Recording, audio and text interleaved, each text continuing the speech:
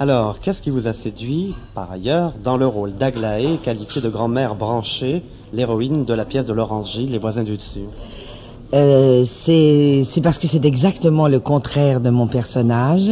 J'ai été, de par ma naissance, mon éducation, mon âge au moment de la Deuxième Guerre mondiale, une femme toujours indépendante. Quand on fait la guerre à 14 ans, quand on est arrêté, quand on s'en sort, on a une optique différente. Je n'ai pas rencontré l'homme et ma nature, c'est jamais un hasard dans ces cas-là. Je n'ai donc pas été agrippée, ravie par le même homme pendant 30 ans. Et par contre, ma mère l'a été par mon père pendant 53 ans.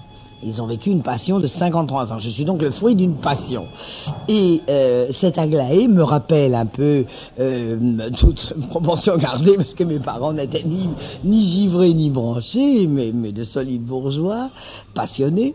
Et cette Aglaé m'enchante, parce que si Léon disparaît, elle cesse de vivre, elle n'existe pas, si vous voulez. Elle existe, c'est un reflet, c'est un écho de l'homme qu'elle aime. Et elle est ravie et radieuse, comme l'était ma mère.